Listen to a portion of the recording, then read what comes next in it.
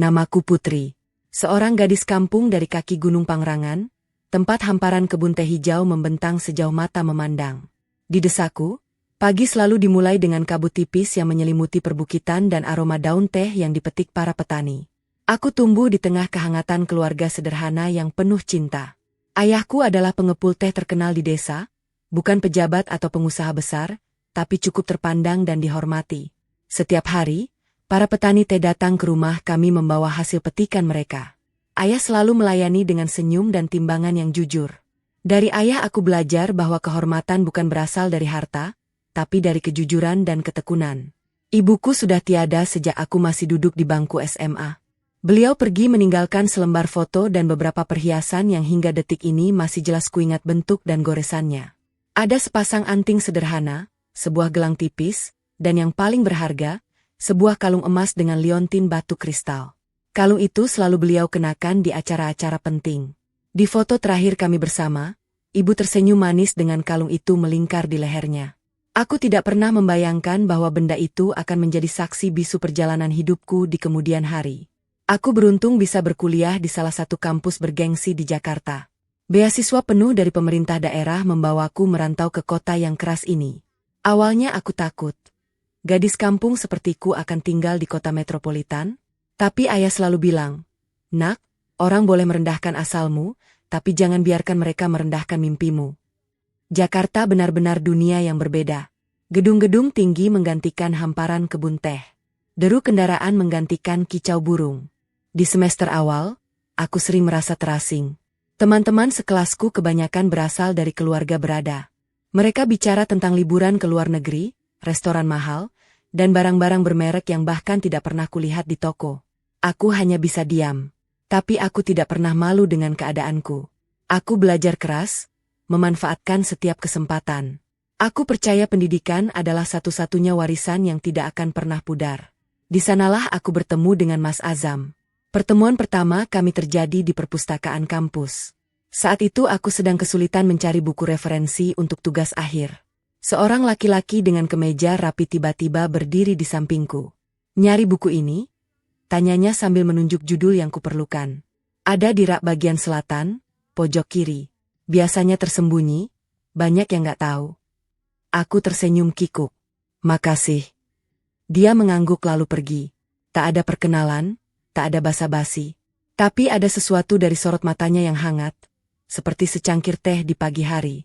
Kami bertemu lagi beberapa kali di perpustakaan, lalu di kantin, lalu di acara kampus. Perlahan, tanpa sengaja, kami mulai sering menghabiskan waktu bersama. Aku baru tahu namanya, Mas Azam. Mas Azam, laki-laki tampan dengan sorot mata hangat itu, berasal dari dunia yang sangat berbeda denganku. Ayahnya pemilik perusahaan pembuat spare part otomotif besar di Jakarta. Hidupnya nyaman, bahkan bisa dibilang sangat berkecukupan. Mobilnya bagus, pakaiannya selalu rapi, dan ia tak pernah pusing soal uang saku. Tapi yang membuatku terkesan, dia tidak pernah sekalipun membuatku merasa kecil. Dia tidak pernah pamer atau merendahkan. Justru dia sering bertanya tentang desaku, tentang kebun teh, tentang kehidupan yang jauh dari gemerlap kota. "Put, cerita dong tentang kampungmu. Pasti indah ya," katanya suatu sore sambil menyeruput kopi di kantin. Aku tersenyum. "Indah banget, Mas. Pagi-pagi kita bisa lihat kabut di atas perbukitan. Petik teh langsung dari kebun, seduh, dan minum di tengah hamparan hijau. Suasananya adem, gak seperti di sini yang panas dan bising. Mau deh suatu hari ke sana," katanya antusias. Kami dekat sejak masa kuliah, melewati suka duka bersama. Dia ada di sampingku saat aku stres menghadapi skripsi. Dia ada saat aku jatuh sakit dan harus dirawat di rumah sakit.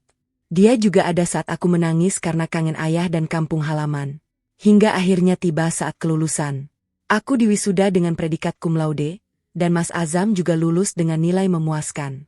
Tapi kebahagiaan kami harus melewati ujian jarak. Mas Azam harus melanjutkan S2 ke luar negeri. Beasiswa bergengsi menanti di negeri orang. Aku tahu ini kesempatan besar yang tidak boleh disia-siakan. "Aku nungguin, Mas," kataku mantap saat kami bicara di taman kampus. Dia menggenggam tanganku erat. "Sumpah, Put, aku gak akan pernah lupa kamu. Ini cuma sementara. Begitu aku pulang, kita lanjutin semuanya."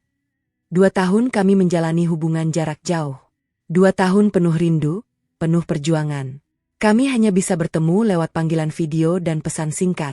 Aku bekerja sebagai penulis lepas sambil memulai karir kepenulisan. Mas Azam sibuk dengan studi dan penelitiannya. Tapi setiap malam, sebelum tidur, kami selalu menyempatkan diri berkabar. 2 tahun itu mengajarkanku arti kesetiaan. Bahwa cinta tidak selalu tentang kebersamaan fisik, tapi tentang keyakinan bahwa di ujung sana ada seseorang yang juga berjuang untuk hubungan ini. Dan benar saja, begitu dia pulang, Mas Azam langsung melamarku di depan ayah. Tidak ada pesta pertunangan mewah, tidak ada acara besar. Hanya kami bertiga di ruang tamu rumah kampungku, dengan Mas Azam berlutut memegang kotak cincin. Ayah, saya minta izin meminang putri. Saya janji akan menjaga dan menyayanginya seumur hidup, ucapnya lirih. Ayah menangis. Aku juga menangis. Semua terasa seperti mimpi. Pernikahan kami berlangsung sederhana namun penuh berkah. Keluarga Mas Azam datang dengan segala kerendahan hati. Mereka tidak pernah merendahkan keluargaku yang sederhana. Justru mereka menyambut ayah dengan hangat, seolah kami sudah menjadi keluarga lama. Kini usia pernikahan kami sudah 3 tahun. 3 tahun yang terasa seperti mimpi indah. Hanya satu yang kurang. Kami belum juga dikaruniai anak. Awalnya aku cemas. Setiap bulan aku berharap, setiap bulan pula aku kecewa.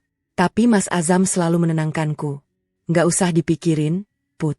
Nikmati aja. Kalau emang belum rezeki, ya kita sabar. Yang penting kita berdua sehat dan bahagia, katanya suatu malam sambil memelukku erat. Mama mertuaku juga selalu menasihati. Put, anak itu rezeki dari Allah. Datangnya pas waktunya. Yang penting kamu istiqomah, jaga salat, jaga hati. Aku selalu berusaha bersabar. Mungkin Allah punya rencana lain yang lebih indah. Tapi aku tidak tahu, di balik semua ketenangan ini, ada sesuatu yang sedang terjadi. Ada beban yang mulai menggelayuti pundak Mas Azam, meski dia berusaha menyembunyikannya. Aku terlalu sibuk dengan kebahagiaanku sendiri, terlalu percaya bahwa semuanya akan baik-baik saja. Sore itu aku sedang menyiapkan teh di dapur ketika pintu depan terbuka. Mas Azam masuk dengan langkah gontai. Wajahnya terlihat pucat dan matanya sayu seperti orang kelelahan. Aku yang sedang memotong-motong kue lapis legit buatanku langsung menghentikan aktivitas dan menghampirinya. Mas, kok pulang cepat? Tanyaku sambil menghampiri, mencoba membaca situasi dari raut wajahnya. Dia hanya menggeleng lemah. Mau mandi dulu, Put. Capek banget rasanya. Aku membiarkannya naik ke kamar. Ada yang mengganjal di hatiku. Mas Azam bukan tipe orang yang mudah menunjukkan kelelahan. Dia selalu tegar, selalu tersenyum meski lelah. Tapi sore ini, ada sesuatu yang berbeda. Setelah suara air dari kamar mandi berhenti, aku segera menyiapkan teh dengan gula batu, minuman favoritnya, dan sepiring kue lapis legit buatanku. Aku tahu dia butuh ketenangan setelah seharian bekerja. Mungkin tekanan di kantor sedang berat-beratnya. Mas Azam turun dengan rambut masih sedikit basah, mengenakan kaos oblong dan sarung. Dia duduk di ruang TV di sampingku, meminum tehnya perlahan. Aku bisa melihat tangannya sedikit gemetar saat memegang cangkir. Beberapa menit berlalu dalam keheningan. Hanya suara televisi yang menyala pelan menemani kami. Lalu dia meletakkan cangkir itu di meja. Tangannya meraih tanganku, menggenggamnya erat. Matanya menatapku dengan ekspresi yang sulit kutebak. Campuran antara cemas, ragu, dan sesuatu yang lain. Put, gimana kalau kalung ibumu itu kita jual dulu? Dunia serasa berhenti berputar. Jantungku seperti jatuh ke ulu hati. Apa yang baru saja dia katakan? Hah? Kalung mana, Mas? Tanyaku, berharap aku salah dengar. Itu? Kalung emas dari ibumu yang ada liontin batu kristalnya. Yang kamu simpan di lemari atas itu. Oh, kalung itu. Kalung peninggalan ibuku yang selama ini kusimpan dengan sangat hati-hati. Aku ingat persis di mana menyimpannya. Di dalam kotak kayu kecil berlapis bludru merah, di dalam lemari pakaian, terbungkus kain sutra putih. Aku sering membukanya diam-diam, memandangi kalung itu, membayangkan ibu memakainya dulu. Ayah memberikannya saat aku akan berangkat kuliah dulu. Waktu itu aku pamit mau berangkat ke Jakarta. Ayah memanggilku ke kamarnya, membuka lemari tua, dan mengeluarkan kotak itu. Nak, ini dari ibu. Beliau titip buat kamu. Jaga baik-baik, kata ayah dengan mata berkaca-kaca. Ibu dulu pengen kamu yang pakai kalung ini pas wisuda. Tapi mungkin dia nggak sempat lihat. Tapi percayalah, beliau selalu bangga sama kamu. Sejak itu, kalung itu menjadi benda paling berharga yang kumiliki. Bukan karena nilai emasnya, tapi karena itu adalah benda terakhir yang pernah disentuh ibuku. Setiap goresan kecil di liontinnya, ada goresan tipis di sisi kiri, bekas terjatuh dulu saat ibu memakainya, adalah saksi bisu perjuangan orang tuaku. Aku hafal setiap detailnya. Kenapa harus dijual? Mas? Itu barang langka, harganya mahal banget kalau dijual sekarang. Jawabku berusaha tenang, meski jantungku berdebar kencang. Mas Azam menghela napas panjang. Tangannya masih menggenggam tanganku, tapi aku bisa merasakan telapak tangannya berkeringat dingin. Bisnis keluarga lagi turun, Put. Papa lagi stres berat. Tadi siang aku ditelepon Rafah. Dia butuh uang buat operasi Raffi. Anaknya harus segera dioperasi, katanya ada kelainan kecil yang harus ditangani cepat. Dan suaminya juga kena masalah pinjol, jadi nggak bisa minta ke orang tua. Mereka berdua benar-benar terjepit. Dadaku sesak. Raffi, keponakan lucu dengan pipi tembem itu, sedang sakit? Tapi kenapa Rafah tidak pernah bilang padaku? Terus kenapa nggak bilang ke mama? Mereka pasti bisa bantu. Papa kan punya uang, Mas. Nggak bisa, Put. Mas Azam menggeleng kuat. Rafah malu. Bayangkan, anaknya sakit, suaminya kena pinjol, dia nggak bisa ngomong ke orang tua karena takut dianggap nggak becus. Lagian, kalau orang tua tahu, mereka pasti kecewa berat. Kamu tahu sendiri mama sama papa selalu menjaga nama baik keluarga. Mereka nggak mau ada aib. Aku menggeleng kuat. Air mata mulai menggenang di mataku. Tapi ini kalung ibu, Mas. Ini satu-satunya peninggalan beliau. Aku sudah menjaganya bertahun-tahun. Sejak aku SMA, sejak ibu pergi, aku janji sama ayah bakal jaga baik-baik. Put, aku janji. Mas Azam menggenggam tanganku lebih erat. Cuma dijual sementara. Aku titip di toko, jangan dijual dulu. Nanti kalau keadaan sudah membaik, aku beli lagi, kita tebus lagi. Aku janji sama kamu, Put. Demi apapun. Tapi Mas, dengar, Put. Dia memotong ucapanku. Raffi butuh operasi. Waktunya mepet. Kalau nggak segera, bisa bahaya. Kamu sayang nggak sama Raffi? Keponakanmu sendiri? Pertanyaan itu seperti pisau yang menusukku. Tentu aku sayang Raffi. Aku menyayangi semua keluarga baruku. Tapi ini kalung ibu. Perdebatan panjang terjadi malam itu. Aku menangis. Mas Azam memohon. Aku menawarkan uang tabunganku. Tabungan hasil royalti buku yang cukup lumayan jumlahnya. Tapi Mas Azam menolak. Nggak cukup, Put. Kamu tahu sendiri harga kalung itu. Emasnya berat, batunya kristal kuno. Harganya bisa ratusan juta. Tabunganmu nggak akan cukup. Aku menawarkan perhiasan lain yang kumiliki, gelang pemberian mama saat nikah, anting-anting dari ayah. Tapi lagi-lagi dia menolak. Yang paling berharga cuma kalung itu, Put. Tolonglah, demi Raffi. Malam itu aku tidak bisa tidur. Aku bolak-balik membuka kotak kayu itu, memandangi kalung ibu di bawah cahaya lampu kamar. Aku ingat waktu kecil, ibu selalu memakainya saat menghadiri acara pernikahan tetangga. Aku ingat bagaimana beliau tersenyum bangga saat pertama kali aku bisa membaca Al-Quran, kalung itu melingkar di lehernya.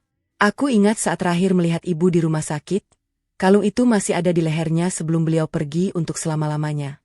Tapi di sisi lain, aku ingat Raffi. Anak kecil lucu yang selalu memanggilku, Tante Putri, dengan suara cadalnya. Aku ingat bagaimana dia memelukku erat saat terakhir bertemu. Aku ingat tawanya yang renyah. Apa yang harus kulakukan? Menjelang subuh, akhirnya aku mengambil keputusan. Dengan hati hancur, aku setuju. Pagi harinya, Mas Azam memanggilku dan bertanya di mana kalung itu kusimpan. Dengan tangan gemetar aku mengambilnya dari dalam lemari.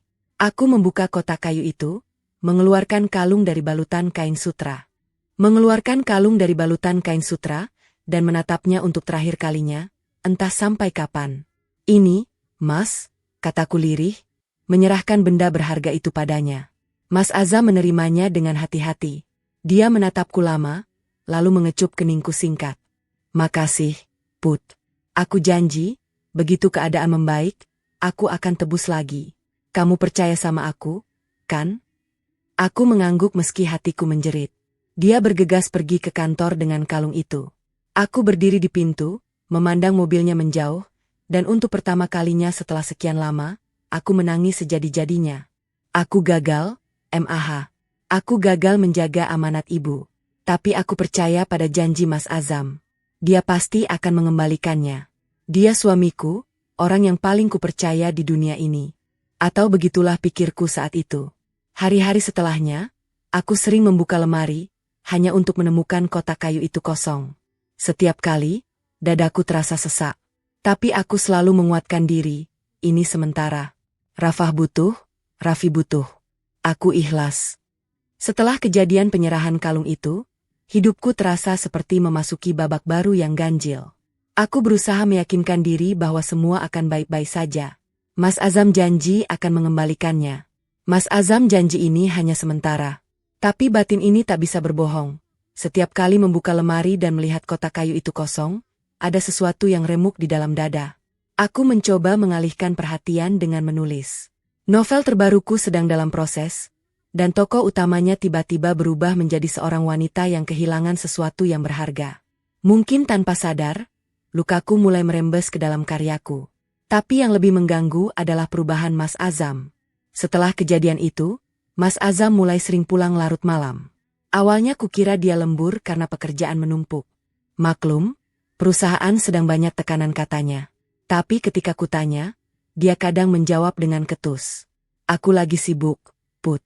Jangan nanyain terus. Kayak nggak percaya aja. Aku selalu mengalah. Mungkin dia memang lelah. Mungkin tekanan pekerjaan membuatnya mudah marah. Aku berusaha memahami. Sebagai istri, tugasku mendukung, bukan menambah beban. Tapi ada yang aneh. Suatu malam, saat Mas Azam pulang dan melepas kemejanya, aku mencium bau yang asing. Bajunya sering bau parfum manis. Bukan tipe parfumku yang cenderung ringan dengan aroma bunga segar. Parfum ini lebih tajam, lebih menggoda. Aku diam-diam mencium kemeja itu saat dia di kamar mandi, dan hatiku berdesir aneh. Beberapa kali aku menemukan helai rambut panjang di kursi mobilnya. Rambut itu panjang, terurai, dengan warna coklat kemerahan. Padahal rambutku sebahu dan berwarna hitam pekat, tidak pernah kusentuh ket rambut sedikit pun. Aku memunguti rambut itu diam-diam, membuangnya, dan bertanya-tanya dalam hati. Dari mana rambut ini? Aku mulai gelisah. Tapi apa daya, aku hanya istri yang bisa diam dan berdoa semoga semuanya baik-baik saja. Mungkin rambut itu dari rekan kerja perempuan yang nebeng. Mungkin parfum itu wangi dari ruang rapat. Mungkin Mas Azam benar-benar lelah dan butuh pengertian, bukan curiga. Tapi kegelisahan itu terus menggerogotiku seperti rayap. Sampai suatu hari, aku memutuskan pergi ke rumah Mama. Aku butuh suasana berbeda, butuh kehangatan keluarga yang selama ini selalu menenangkanku.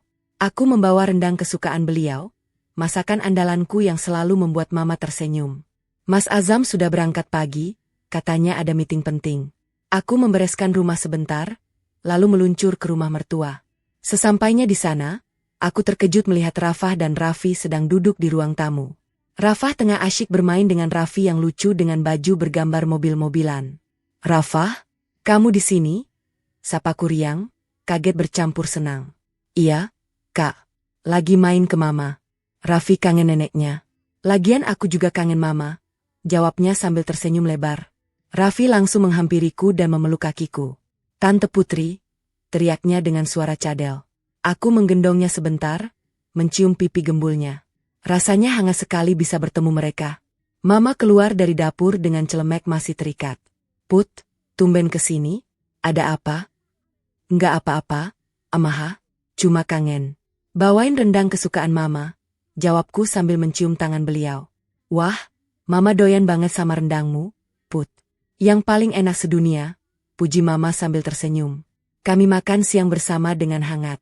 Mama memasak sayur asem dan ikan goreng, lengkap dengan sambal terasi buatannya. Rafah sesekali menyuapi Raffi yang susah makan. Mama tampak bahagia melihat semua anak dan cucunya berkumpul.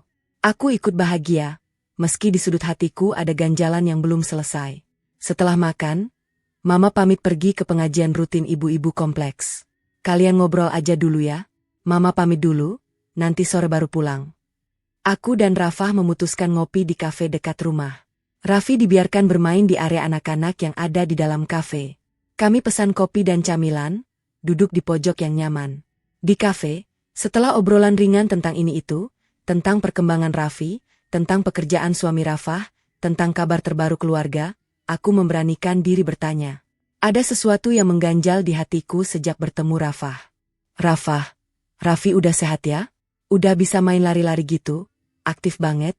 Tanyaku mencoba santai. Rafah mengangguk agak kikuk, matanya sedikit menghindar. Iya, Kak. Raffi sehat aja. Dia udah biasa main begitu, nggak bisa diem. Aku menyesap kopiku pelan, menimbang-nimbang kata selanjutnya. Terus operasinya gimana? Udah selesai? Masalah pinjol suamimu juga udah beres. Rafah mengerutkan kening, wajahnya berubah bingung. Operasi? Operasi apa? Kak? Raffi nggak pernah operasi. Dia sehat-sehat aja dari lahir. Paling cuma batuk pilek biasa. Dan pinjol apa? Suamiku nggak punya pinjol? Kak, dia kerja di bank. Masa iya dia utang ke pinjol? Maksudnya apa sih, Kak? Darahku serasa membeku. Dunia serasa berputar lebih lambat. Gelas kopi di tanganku gemeretak. Loh kemarin, Mas Azam bilang kamu minta tolong? Butuh uang buat operasi Raffi. Katanya suamimu kena masalah pinjol, jadi nggak bisa minta ke orang tua. Itu yang Mas Azam bilang ke aku waktu. Aku tidak bisa melanjutkan kalimat. Suaraku tersendat. Kakak Azam bilang gitu. Rafah hampir berteriak. Suaranya meninggi hingga beberapa pengunjung kafe menoleh ke arah kami. Kak, itu nggak benar. Suamiku nggak pernah punya utang pinjol, apalagi sampai kena masalah. Raffi juga nggak pernah sakit parah. Paling batuk pilek biasa, itu pun udah sembuh. Operasi? Operasi apaan? Aku tidak bisa berkata-kata. Mulutku ternganga, otakku mencoba memproses informasi ini. Tidak ada operasi, tidak ada pinjol. Semua yang Mas Azam katakan tentang Rafah dan Raffi, hanya kebohongan? Rafah segera mengeluarkan ponselnya, tangannya gemetar saat menekan nomor suaminya. Sebentar, Kak. Aku telepon Mas Fadli dulu. Kupandangi Rafah yang berbicara cepat dengan suaminya. Wajahnya berubah dari bingung menjadi marah. Setelah menutup telepon, dia menatapku dengan mata berkaca-kaca. Kak, Mas Fadli bilang gak ada masalah pinjol. Gak pernah sama sekali. Gaji dia cukup. Kita gak punya utang dimanapun. Raffi juga gak pernah operasi. Anak kita sehat-sehat aja. Dunia serasa runtuh. Semua yang kupercaya selama ini ternyata palsu. Semua air mata yang kutumpahkan untuk kalung ibu, semua rasa ikhlas yang kupaksakan, semua keyakinan bahwa aku melakukan ini untuk kebaikan keluarga, semuanya berdasarkan kebohongan. Rafah. Suaraku serak. Mas Azam bilang, dia bilang kalung ibuku dijual buat bantu kalian. Raffi butuh operasi, suamimu kena pinjol. Aku kasih kalung itu dengan berat hati, tapi aku ikhlas karena kupikir buat Raffi. Tapi ini, air mataku akhirnya tumpah. Rafah segera pindah duduk di sampingku dan memelukku erat. Kak, aku nggak tahu apa-apa soal ini. Kakak Azam nggak pernah telepon atau bilang apa-apa ke aku. Jangankan minta uang, kabar aja dia jarang. Aku juga bingung kenapa dia bilang begitu. Aku menceritakan semuanya pada Rafah, tentang kalung ibuku yang dijual, tentang janji Mas Azam yang katanya untuk membantu adiknya, tentang perasaanku yang hancur setiap kali melihat kotak kosong di lemari. Rafah mendengarkan dengan seksama, sesekali mengelus punggungku. Setelah aku selesai bercerita, Rafah terdiam lama. Lalu dia menggenggam tanganku erat, matanya menatapku dengan tekad. Kak, ini pasti ada yang gak beres. Kakak Azam gak mungkin bohong begitu aja tanpa alasan. Tapi apapun alasannya, dia sudah pakai nama aku dan Raffi buat kebohongan. Itu gak bisa dibiarkan. Aku hanya bisa diam. Kak, kita harus cari tahu sebenarnya Mas Azam ngapain sama uang itu. Mungkin dari situ kita bisa tahu kenapa dia berbohong. Tapi tolong, jangan bilang Mama dulu. Kasihan Mama, tekanan darahnya tinggi. Kita selidiki dulu, kumpulin bukti, baru kita putusin langkah selanjutnya. Aku mengangguk setuju. Perasaanku campur aduk. Marah, sedih, bingung, kecewa. Tapi satu hal yang pasti, aku harus tahu kebenarannya. Aku harus tahu kemana perginya kalung ibuku dan untuk apa uang itu benar-benar digunakan. Di luar kafe, matahari mulai condong ke barat. Awan kelabu mulai menggantung di langit Jakarta. Entah mengapa, aku merasa awan itu juga menggantung di hatiku. Aku pulang ke rumah dengan perasaan hancur. Sepanjang perjalanan, pikiranku berkecamuk. Apa yang sebenarnya terjadi? Kenapa Mas Azam berbohong? Untuk apa uang itu? Dan yang paling penting, siapa perempuan yang rambutnya selalu kutemukan di mobilnya? Malam itu, saat Mas Azam pulang larut seperti biasa, aku berpura-pura tidur. Dia masuk kamar dengan hati-hati, mengira aku sudah terlelap. Tapi aku terjaga, merasakan dia berbaring di sampingku, mencium bau parfum manis itu lagi. Untuk pertama kalinya dalam pernikahan kami, aku merasa tidur di samping orang asing. Rafah dan aku terus berkomunikasi diam-diam. Dia menyarankanku untuk mencari bukti, tapi aku ragu harus mulai dari mana. Mas Azam bukan tipe orang yang ceroboh. Dia pasti menyembunyikan semuanya dengan rapi. Sampai suatu malam, Tuhan sepertinya membuka jalan. Malam itu, Mas Azam pulang lebih awal dari biasanya. Katanya, dia capek dan ingin istirahat. Setelah salat Isya, dia langsung terlelap di kamar. Aku masih di ruang TV, pura-pura menonton televisi sambil menunggunya benar-benar tidur pulas. Pukul 11 malam, aku masuk kamar. Mas Azam sudah tertidur nyenyak, dengkurannya halus mendayu. Di nakas, ponselnya tergeletak begitu saja. Layarnya masih menyala karena notifikasi. Jantungku berdetak kencang. Selama ini aku tidak pernah memeriksa ponselnya. Aku percaya penuh padanya. Aku selalu berpikir bahwa kepercayaan adalah fondasi pernikahan, dan memeriksa ponsel pasangan adalah bentuk kecurigaan yang tidak perlu. Tapi malam ini berbeda. Malam ini, semua kecurigaanku berteriak minta dijawab. Perlahan, aku meraih ponsel itu. Tangan gemetar saat memasukkan pola buka kunci. Aku tahu polanya karena dulu dia pernah memberitahuku. Kalau ada apa-apa, kamu bisa buka, Put. Tapi itu dulu, sebelum semuanya berubah. Sebelum kalung ibu pergi. Sebelum bau parfum asing itu menghantui rumahku. Ponsel terbuka. Aku mulai memeriksa percakapannya. Satu persatu kubuka chat dengan kolega, biasa saja, urusan kerja. Chat dengan teman-temannya, cuma guyonan dan rencana main golf. Chat dengan keluarga, termasuk dengan Rafah, yang ternyata memang sudah lama tidak ada komunikasi berarti. Semuanya normal. Terlalu normal. Tapi ada satu nama yang menarik perhatianku, Nafila. Foto profilnya wanita muda dengan hijab modern, senyum manis, dan tulisan, sekretaris direksi, di bio. Nafila. Sekretarisnya. Aku hampir membuka chat itu, tapi saat itu Mas Azam bergerak gelisah di sampingku. Napasku tertahan. Dia hanya membalikkan badan, lalu kembali terlelap. Tapi aku terlalu takut untuk melanjutkan. Cepat-cepat ku kembalikan ponselnya ke tempat semula dan memejamkan mata, berpura-pura tidur. Tapi pikiranku tidak bisa tidur. Siapa Nafila? Seberapa dekat dia dengan Mas Azam? Apa yang mereka bicarakan? 2 malam kemudian, kesempatan datang lagi. Mas Azam pulang sangat larut, bahkan hampir pukul 1 dini hari. Dia terlihat sangat lelah, langsung jatuh tertidur begitu merebahkan badan. Kali ini aku menunggu lebih lama, hampir 1 jam setelah dia tidur, memastikan dia benar-benar pulas. Pukul 2 dini hari, aku kembali meraih ponselnya. Tangan ini masih gemetar, tapi tekadku lebih kuat dari rasa takut. Kubuka chat dengan Nafila. Jantungku berdetak kencang saat membaca percakapan mereka.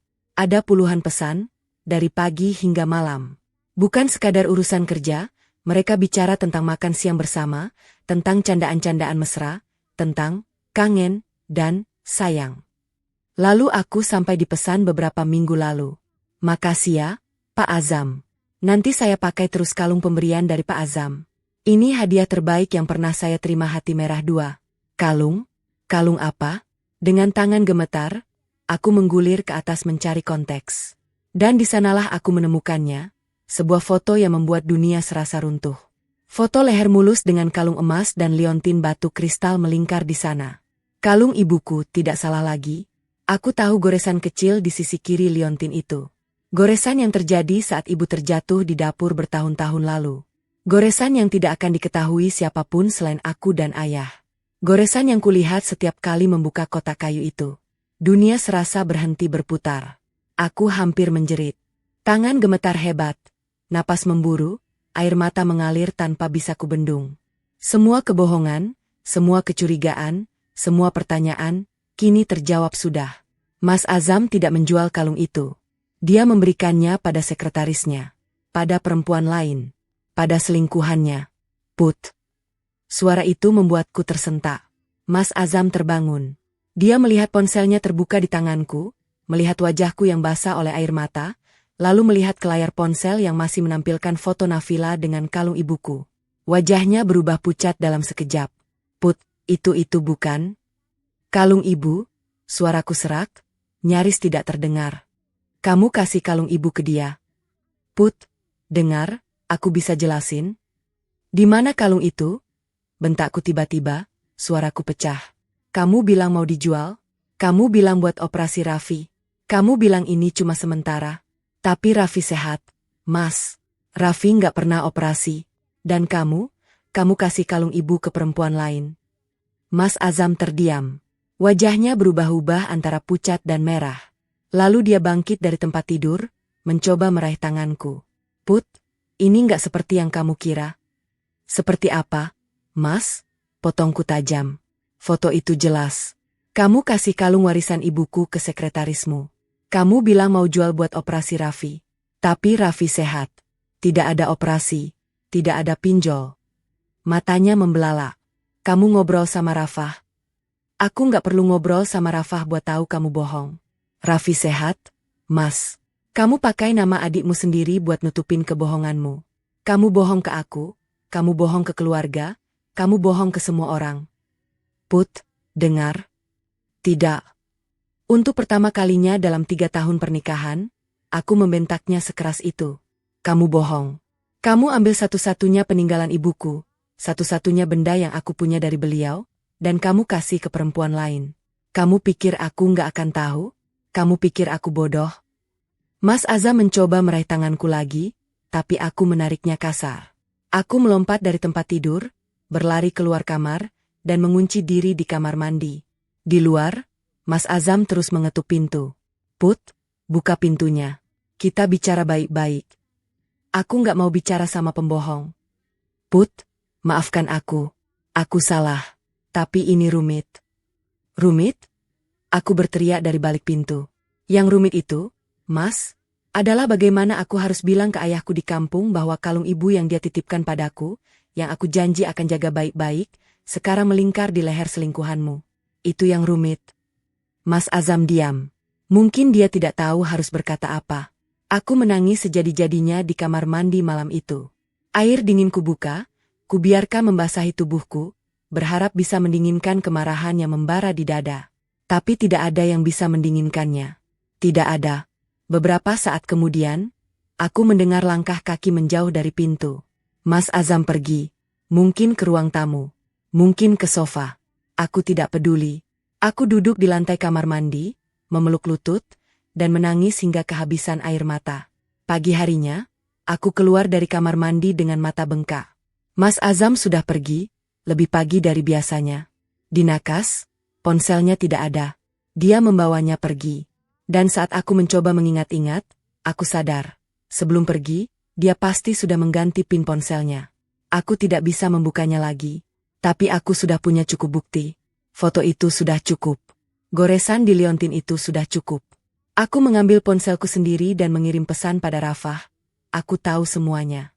Dia kasih kalung ibuku ke sekretarisnya. Namanya Nafila. Beberapa detik kemudian, ponselku bergetar. Rafah membalas, "Ya Allah, Kak, aku datang sekarang." Aku duduk di tepi tempat tidur, memandangi sinar matahari yang mulai masuk melalui jendela. Dunia di luar sepertinya berjalan normal, burung berkicau, tetangga mulai beraktivitas, anak-anak berangkat sekolah. Tapi di dalam kamar ini, di dalam hatiku, semuanya hancur. Dan aku tahu, ini baru awal dari badai yang akan datang. Pagi itu, setelah semalaman menangis di kamar mandi, aku duduk di tepi tempat tidur dengan mata. Rafah datang dengan wajah khawatir. Begitu melihat mataku yang bengkak, dia langsung memelukku erat. "Kak, maafin aku, maafin keluarga kami." "Kamu nggak salah apa-apa, Rafah," jawabku lirih. Kami duduk di ruang tamu. Aku menceritakan semuanya, tentang malam itu, tentang foto Nafila dengan kalung ibuku, tentang pengakuan Mas Azam yang tidak bisa berkata-kata, tentang semua kebohongan yang terungkap dalam satu malam. Rafah mendengarkan dengan seksama. Wajahnya berubah dari sedih menjadi marah. Tangannya mengepal di pangkuan. Kakakku selingkuh sama sekretarisnya? Dan ngasih kalung warisan ibu kamu? Suaranya bergetar menahan amarah. Kak, ini keterlaluan. Ini nggak bisa dibiarkan begitu saja. Aku menghela napas panjang. Tapi aku butuh bukti yang lebih kuat, Rafah. Cuma ngeliat fotonya sebentar, itu belum cukup. Mas Azam bisa saja bilang itu rekayasa, atau bilang aku salah lihat. Aku butuh sesuatu yang tidak bisa dia bantah. Rafah diam sejenak, matanya menerawang. Lalu dia menatapku dengan tajam. Aku kenal seseorang. Teman kuliah dulu yang jago it. Dia kerja di perusahaan keamanan siber, tapi kadang terima proyek pribadi. Dia bisa bantu masuk ke akun WhatsApp tanpa perlu pegang HP-nya. Tapi ini ilegal, Kak. Kamu siap ambil risiko? Aku menarik napas dalam-dalam. Pertanyaan itu menggelayut di udara. Ilegal. Risiko. Tapi apa yang lebih ilegal dari suami yang menipu istrinya sendiri? Apa yang lebih berisiko dari mempertahankan pernikahan yang dibangun di atas kebohongan? Aku udah kehilangan segalanya, Rafah. Peninggalan ibuku, kepercayaanku, harga diriku. Nggak ada yang lebih buruk dari ini. Lakukan saja. Rafah mengangguk mantap. Dia segera menghubungi temannya, bicara sebentar, lalu menutup telepon. Dia sanggup, Kak. Tapi butuh waktu 2 hari. Katanya, dia butuh nomor HP kakak Azam dan sedikit informasi untuk masuk ke akunnya. Setelah itu, dia bisa ambil semua percakapan yang tersimpan di cloud. 2 hari. Aku harus bertahan 2 hari lagi dengan kebohongan di depanku. 2 hari itu terasa seperti 2 tahun. Setiap pagi aku memasak sarapan untuk Mas Azam, seperti biasa. Setiap sore aku menyambutnya pulang dengan senyum, seperti biasa. Setiap malam aku tidur di sampingnya, berpura-pura tidak terjadi apa-apa, seperti biasa. Tapi di dalam, aku menghitung jam. Menunggu bukti itu tiba. Mas Azam tampak bingung dengan sikapku. Mungkin dia mengira aku akan mengamuk, atau menuntut cerai, atau setidaknya marah-marah. Tapi aku diam. Aku tersenyum. Aku memasak makanan kesukaannya. Aku bahkan bertanya bagaimana harinya di kantor. Put, kamu nggak apa-apa? Tanyanya suatu malam, ragu-ragu. Aku menoleh, tersenyum manis. Nggak apa-apa, Mas. Kenapa? Dia menggeleng, tidak jadi bertanya lebih lanjut. Tapi matanya menunjukkan kebingungan. Pria itu tidak tahu bahwa di balik senyumku, aku sedang merencanakan sesuatu. 2 hari kemudian, ponselku bergetar.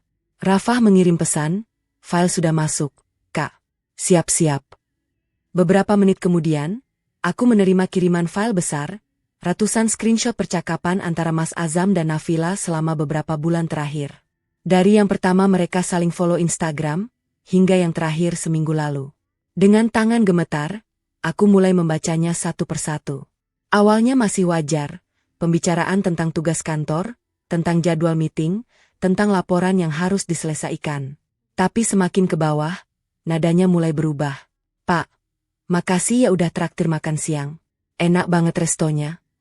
Sama-sama, nah, lain kali kita ke tempat lain yang lebih bagus. Janji ya, Pak. Janji, asal kamu mau diajak. Lalu ada celotehan mesra. Pak, aku kangen. Sabar, sayang. Nanti kita ketemu. Kapan? Aku udah nggak sabar. Jumat nanti. Ajak dinner di hotel.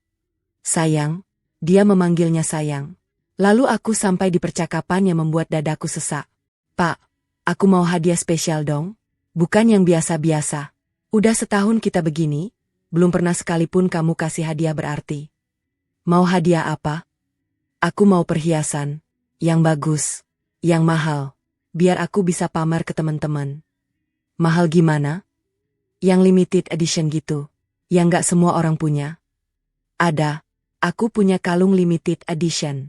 Warisan istriku. Emas tua dengan liontin batu kristal. Harganya mahal banget. Bisa puluhan juta. Cocok buat kamu. Wah beneran? Istri nggak tahu? Udah aku akalin. Aku bilang mau dijual buat biaya operasi adikku. Istriku percaya aja. Dia orangnya polos. Gampang dibohongin. Hahaha. Kasian banget istrimu. Tapi seru juga. Kapan aku bisa lihat kalungnya? Besok aku bawa ke kantor. Nanti kamu ke ruanganku. Dan masih banyak lagi. Jauh lebih banyak dari yang kubayangkan. Ada percakapan tentang pertemuan rahasia di hotel. Tentang janji-janji Mas Azam untuk meninggalkanku. Tentang rencana mereka untuk hidup bahagia bersama, setelah Mas Azam beresin urusan sama istri. Ada juga foto-foto mesra, mereka berdua di restoran, di kamar hotel, bahkan foto selfie dengan latar belakang kantor setelah semua karyawan pulang. Dan yang paling menyakitkan, foto Nafila dengan kalung ibuku melingkar di lehernya, dengan caption, "Hadiah terindah dari pria terbaik. Makasih sayang hati merah 2. Aku membacanya berulang kali, memastikan ini bukan mimpi buruk. Tapi ini nyata. Semua kebusukan terpampang jelas di depan mataku. Istriku polos, gampang dibohongin. Kalimat itu terngiang-ngiang di kepalaku. Betapa naifnya aku selama ini. Betapa aku mempertahankan laki-laki yang bahkan tidak punya rasa hormat pada ibuku yang sudah tiada. Betapa aku percaya pada janji-janji kosongnya. Aku menangis lagi malam itu. Tapi kali lain, tangisanku berbeda. Bukan tangis kesedihan, bukan tangis kekecewaan. Ini tangis kemarahan. Tangis yang lahir dari api yang membakar di dada. Aku berjanji pada diri sendiri, mereka akan merasakan akibatnya. Mas Azam dan Nafila. Mereka akan tahu bahwa, istri polos, ini tidak selamanya bisa dibohongi. Aku tidak langsung meledak. Aku memilih diam. Justru diamku yang membuat Mas Azam mulai bingung. Beberapa kali dia mencoba bertanya apakah aku baik-baik saja, dan aku selalu menjawab dengan senyum yang sama. Aku baik-baik saja, Mas. Kenapa? Dia tidak tahu bahwa di balik senyum itu, aku menyimpan ribuan screenshot percakapan mereka. Aku menyimpan bukti yang tak terbantahkan. Aku menyimpan rencana yang sedang kususun rapi. Aku tetap memasak sarapan setiap pagi. Aku tetap menyambutnya pulang setiap malam. Aku tetap tersenyum dan bertanya tentang harinya. Tapi di dalam, aku sedang merencanakan sesuatu yang akan membuat mereka menyesal pernah meremehkanku. Satu hal yang aku tahu pasti, pembalasan tidak harus dilakukan dengan teriak-teriak atau drama. Pembalasan yang paling indah adalah saat mereka tidak menyadari bahwa mereka sedang berjalan menuju jurang yang mereka gali sendiri. Beberapa hari kemudian, Rafah mengirim pesan yang membuat jantungku berdetak lebih kencang. "Kak, bulan depan ada acara ulang tahun perusahaan Papa. Yang ke-30 tahun. Bakal besar banget. Di Hotel Bintang 5, undangan sampai 500 orang. Semua keluarga besar dan karyawan penting bakal hadir. Termasuk Nafila. Dia pasti datang sebagai sekretaris." "Ini dia waktunya," balasku singkat. Rafah mengirim emoji setuju, diikuti pertanyaan. "Tapi kamu yakin, Kak? Ini bakal besar banget. Di depan semua orang. Keluarga besar, kolega Papa, direktur perusahaan, bahkan mungkin media. Kamu siap?" Aku menarik napas panjang, membayangkan momen itu. Ratusan pasang mata menatapku. Sorotan kamera. Bisik-bisik di sana-sini. Tapi di dadaku, api kemarahan sudah membakar terlalu lama. Aku udah gak peduli sebesar apa. Yang aku tahu, dia sudah menghancurkanku diam-diam. Dia menghina ibuku dengan memberikan kalung warisannya ke selingkuhan. Dia mempermalukanku di belakang punggungku. Sekarang giliranku. Biar mereka semua tahu siapa sebenarnya Mas Azam. "Oke, Kak. Aku akan bantu. Aku juga akan ada di sana. Kalau perlu, aku yang akan mulai." "Jangan. Biar aku sendiri. Ini perjuanganku." Rafah mengirim emotikon pelukan. "Kak Putri kuat. Aku bangga punya kakak ipar kayak kamu." Hari-hari menjelang acara, aku bersikap normal. Aku bahkan lebih aktif dari biasanya. Aku ikut membantu Mama mempersiapkan acara, memeriksa daftar tamu, memilih dekorasi, mencicipi catering. Mama senang sekali melihatku ceria dan aktif lagi. "Put, kamu baik banget bantu Mama. Maaf ya, akhir-akhir ini Mas Azam sibuk terus. Papa juga lagi banyak tekanan di kantor. Mama jadi jarang ngajak kamu ngaji." Ucap Mama suatu sore saat kami memeriksa daftar tamu di ruang keluarga. Aku tersenyum manis. "Nggak apa-apa, Amaha. Aku ngerti. Mas Azam memang lagi sibuk. Lagian, aku senang bisa bantu Mama." Di dalam hatiku, aku berkata, "Mama, kalau Mama tahu apa yang dilakukan anak Mama, mungkin Mama tidak akan bilang begitu. Tapi nanti Mama akan tahu. Semua akan tahu." Mama tersenyum dan mengelus pipiku. "Kamu istri yang baik, Put. Sabar banget. Nanti Allah balas dengan kebaikan." Aku hanya bisa tersenyum getir. Hari H tiba. Aula hotel berbintang tempat acara digelar benar-benar megah. Lampu kristal menggantung di langit-langit setinggi 2 lantai. Taplak meja putih bersih dengan hiasan bunga segar di setiap meja. Rangkaian bunga di setiap sudut. Mawar putih dan anggrek ungu, kombinasi elegan pilihan mama. Panggung utama dihiasi backdrop besar bertuliskan, 30 tahun perjalanan sukses, dengan logo perusahaan. Para tamu mulai berdatangan sejak pukul 7 malam. Orang-orang penting dari berbagai perusahaan, kerabat dekat, kolega bisnis, hingga karyawan kepercayaan.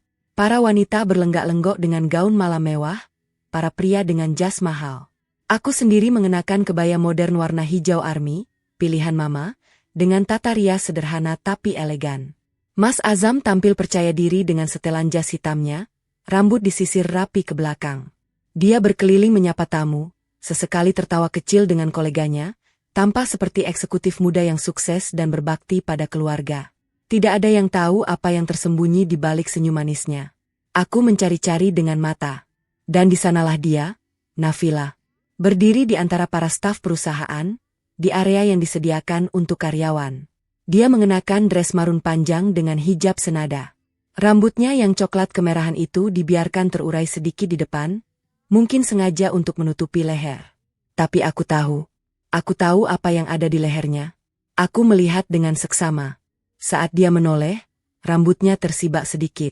Di leher mulus itu, kalung ibuku melingkar indah, berkilau di bawah lampu kristal. Liontin batu kristalnya memantulkan cahaya, seolah menyinariku dari kejauhan. Rasanya dadaku seperti dihantam palu. Ada rasa sakit yang luar biasa, tapi juga ada api kemarahan yang membakar. Aku mengepalkan tangan di samping tubuh, berusaha menahan diri. Belum waktunya. Sabar, Put. Sabar. Acara berjalan lancar. Sambutan dari ayah mertua yang penuh haru tentang perjalanan perusahaan selama 3 dekade. Pemotongan tumpeng oleh pendiri perusahaan, kakek Mas Azam yang sudah renta tapi masih tegar. Hiburan musik dari penyanyi profesional. Semua tampak bahagia, tertawa, bersulang. Tidak ada yang tahu badai apa yang akan segera melanda. Aku duduk di meja keluarga, tepat di samping mama. Dari tempatku, aku bisa melihat Mas Azam yang sibuk berpindah-pindah meja, menyapa tamu. Aku juga bisa melihat Nafila yang sesekali melirik arahnya, tersenyum kecil. Setelah sambutan selesai dan suasana mulai santai, para tamu mulai menikmati hidangan, musik latar mengalun pelan, aku tahu ini waktunya. Aku menarik napas dalam-dalam, merasakan debaran jantung yang luar biasa. Mama menoleh padaku. Put, mau kemana? Aku tersenyum. Mau ke belakang sebentar? Ke toilet. Mama mengangguk. Aku berdiri, tapi bukan ke toilet aku pergi. Aku berjalan melewati kerumunan tamu, melewati meja-meja, mendekati area di mana Mas Azam sedang berbincang dengan beberapa koleganya. Langkahku mantap. Hatiku berdebar, tapi tekadku lebih kuat. Mas, aku mau tanya sesuatu, kataku pelan saat berdiri di sampingnya. Mas Azam menoleh, sedikit heran. Ada apa, Put? Ini aku lagi sama kolega. Aku tahu, cuma sebentar. Dia mengerutkan kening, tapi tetap tersenyum pada koleganya. Maaf, sebentar ya. Kami agak menjauh dari kerumunan. Mas Azam menatapku dengan sedikit cemas. Mungkin dia pikir aku akan mengomel tentang kepulangannya yang larut, atau tentang sesuatu yang sepele. Aku menatap matanya dalam-dalam. Tidak ada lagi cinta di sana. Yang ada hanya tekad untuk membongkar semuanya. Mas, kalung warisan ibuku yang katanya kamu jual buat biaya operasi Raffi, kok sekarang dipakai Mbak Nafila? Dunia di sekitar kami serasa berhenti. Mas Azam tersentak. Wajahnya yang tadi tenang berubah pucat pasi dalam sekejap. Matanya membelalak, mulutnya ternganga. Put, jangan di sini. Di mana lagi, Mas? Suaraku mulai meninggi. Di ruang kerjamu? Di tempat tidur kalian? Di hotel-hotel tempat kamu mengajaknya kencan? Beberapa kolega di dekat kami mulai menoleh. Mereka mendengar nada suaraku yang tidak biasa. Bisik-bisik mulai terdengar. Put, please, kita bicara baik-baik di rumah. Di rumah? Potongku tajam. Kamu pikir aku masih mau bicara baik-baik di rumah setelah semua yang kamu lakukan? Mama yang dari kejauhan melihat keributan, mulai berjalan mendekat. Papa juga. Rafa sudah siap sedia di posisinya. Aku menunjuk ke arah area staf. Lihat ke sana, Mas. Lihat sekretaris kesayanganmu. Lihat lehernya. Itu kalung ibuku. Kalung yang katanya kamu jual buat operasi Raffi. Padahal Raffi sehat. Raffi nggak pernah sakit. Dan Nafila, suaraku pecah, tapi aku teruskan. Dia pakai kalung itu di depan mataku, di depan semua orang. Suasana aula yang tadinya ramai dengan tawa dan obrolan, perlahan-lahan berubah sunyi. Musik latar masih berbunyi, tapi orang-orang mulai berhenti bicara. Semua mata tertuju padaku dan Mas Azam. Mama tiba di sampingku, wajahnya pucat. Put, ada apa? Kenapa? Amaha, maafkan Putri harus melakukan ini di acara Papa. Tapi Putri sudah muak. Aku menatap Mama dengan mata berkaca-kaca. Mas Azam selingkuh. MAH. Dengan sekretarisnya. Dia ambil kalung warisan ibuku, kalung satu-satunya peninggalan beliau, dan dia kasih ke perempuan itu. Mama terhuyung. Papa yang baru tiba segera menahan tubuh Mama. Rafah berlari menghampiri. Kakak Azam, ini benar? Tanya Rafah dengan suara lantang. Kamu selingkuh? Kamu pakai nama aku dan Raffi buat nutupin perbuatanmu.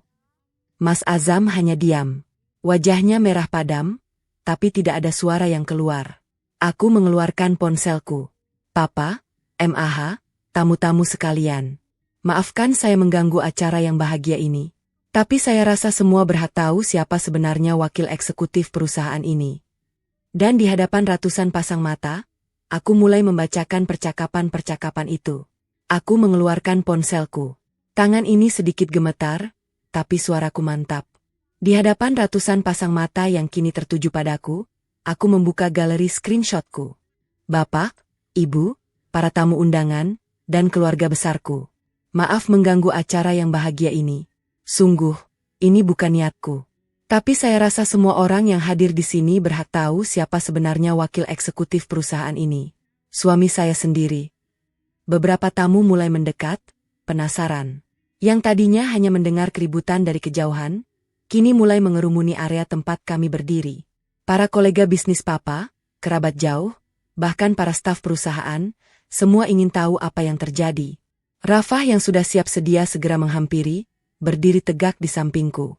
Kehadirannya memberiku kekuatan. Dia bukan hanya adik ipar, tapi sekarang menjadi sekutu terkuatku. Kak Azam, aku mau tanya juga. Rafah angkat bicara dengan suara tegas. Tidak ada getaran, tidak ada keraguan. Kapan aku minta tolong buat operasi Raffi? Kapan aku telepon kamu minta uang? Raffi sehat, Kak. Dia nggak pernah sakit. Kapan suamiku punya masalah pinjol? Mas Fadli kerja di bank, punya penghasilan tetap, nggak pernah utang ke siapapun. Mas Azam membuka mulut, tapi tidak ada suara yang keluar. Wajahnya merah padam, keringat dingin mulai membasahi keningnya. Dia menoleh ke arahku, lalu ke Rafah, lalu ke arah Papa dan Mama yang kini berdiri dengan wajah pucat. Rafah, ini aku bisa jelaskan? Jelaskan apa, Kak? Potong Rafah tajam. Jelaskan kenapa kamu pakai nama anakku yang baru umur 3 tahun buat kebohonganmu? Raffi itu keponakanmu sendiri. Dia manggil kamu, Om Azam, dengan sayang. Dan kamu tega pakai namanya buat nutupin perselingkuhan. Nafila di kejauhan mulai panik. Aku melihatnya mencoba menjauh, menyelinap di antara kerumunan. Tapi beberapa orang, mungkin staf yang sudah tahu atau sekadar penasaran, sudah menghadangnya. Dia terjebak. Aku mengangkat ponselku lebih tinggi. Bapak-bapak, ibu-ibu, kalau mau lihat buktinya, silakan. Saya punya ratusan screenshot percakapan suami saya dengan sekretarisnya, Nafila. Dari awal mereka dekat, sampai rencana mereka untuk hidup bahagia bersama, setelah saya diberesin. Dengan suara lantang, aku mulai membacakan beberapa percakapan yang paling penting. Tidak semua, itu akan makan waktu berjam-jam. Cukup yang paling inti, paling menusuk. Pak, aku mau hadiah spesial. Bukan yang biasa-biasa. Ada. Aku punya kalung limited edition. Warisan istriku. Harganya mahal banget. Cocok buat kamu. Wah beneran? Istri nggak tahu? Udah aku akalin. Katanya buat biaya operasi adikku. Istriku percaya aja. Dia orangnya polos, gampang dibohongin. Suara-suara terkejut terdengar dari kerumunan. Beberapa wanita menutup mulut, tidak percaya. Para pria saling pandang dengan tatapan ngeri. Bisik-bisik mulai bergemuruh seperti suara lebah. Mas Azam berdiri terpaku. Wajahnya yang tadinya merah padam kini berubah pucat pasi.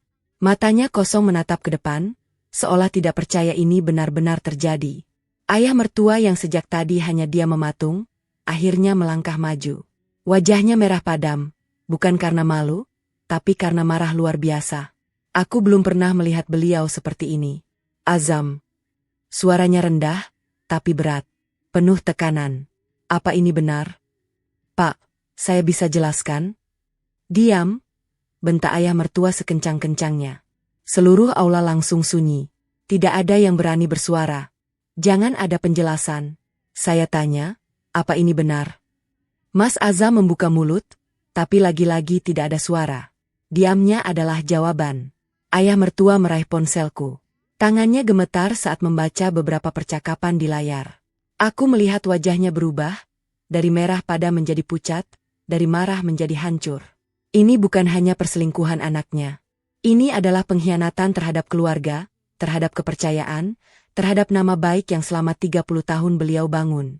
Ini. Ayah mertua tidak bisa melanjutkan kalimatnya.